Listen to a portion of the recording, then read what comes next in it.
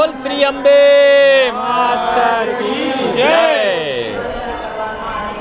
આજે ભાદરવી પૂનમનો મહામેળો જ્યારે ચાલી રહ્યો છે ત્યારે શ્રી યંત્રની સ્તુતિ, ત્યારે અમે પાછળ આવ્યા હતા ત્યારે અમે વિશ્વના સૌથી મોટા શ્રી યંત્રનું લોકાર્પણ નરેન્દ્ર મોદી સાહેબ દ્વારા થયેલ, અને આજે જે શ્રી યંત્રની સ્તુતિ કલેક્ટર સાહેબે માતાજીના ચરણોમાં અર્પણ કરી છે, તો એ સ્તુતિ લખતી વખતે અમને એવા માની સંપૂર્ણ કૃપા થયેલ, અને એ સ્તુતિની જ્યારે કલેક્ટર સાહેબશ્રીએ લોકાર્પણ કર્યું છે આજે, અને એની સાથે સાથે અમે ગંધાષ્ટકમ 8 પ્રકારના ગંધ, જે ગંધાષ્ટકમ શ્રી વિદ્યાની અંદર જેનું વર્ણન થયેલ છે તે ચંદન, અગર, કપૂર, તમાલ, જલ, કુમકુમ, ઉશીર અને કૂટ, આ 8 ગંધનું વર્ણન શ્રી વિદ્યાની અંદર થયેલ છે। તો આ 8 ગંધ જગદંબાના ચરણોમાં અર્પણ કરેલ છે। જય માતાજી, જય અંબે। આજ અમે રાજકોટથી અંબા ખોડિયાર મંદિર ઢેબર રોડ સાઉથથી આજ 23મા વર્ષે અહીંયા આજ પહોંચ્યા છીએ। 13 દિવસ થાય છે અમારા સંઘમાં 125 જેવી સંખ્યા છે।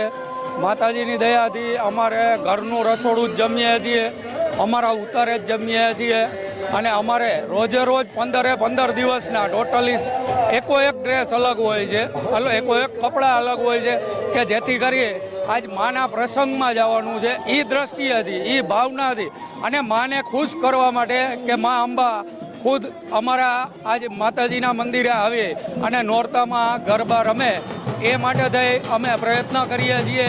અને પ્લસ આજે જે કાંઈ બી આજ જે લોકો જોનારો છે વર્ગ, એ લોકોને ખબર પડે કે આજ માના પ્રસંગમાં આજ આપણે સ્વચ્છ થઈ અને સ્વચ્છ કપડાં પહેરી અને આપણા સાંસ્કૃતિક જે પોશાક છે એ પહેરી અને જવું જોઈએ, જેથી કરી અને માનો પ્રસંગ દીપાવી શકીએ।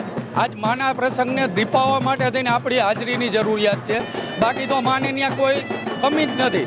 ગમે એટલા તમે આવો છો એને ખબર જ છે, પણ આજ માનો એક પ્રસંગ છે એ દીપાવવાની વાત છે, ત્યારે અમે આ પ્રયત્ન કરી રહ્યા છીએ કે 15 દિવસ અલગથી આપણી સંસ્કૃતિને માન્ય રૂપ અને માન મર્યાદા અને મોભો ત્રણેય માતાજીના પ્રસંગનો આ જળવાઈ રહે, એ અમારી એક પ્રયત્ન કરવાનો છે અને જાળવવા માટે નીકળીએ।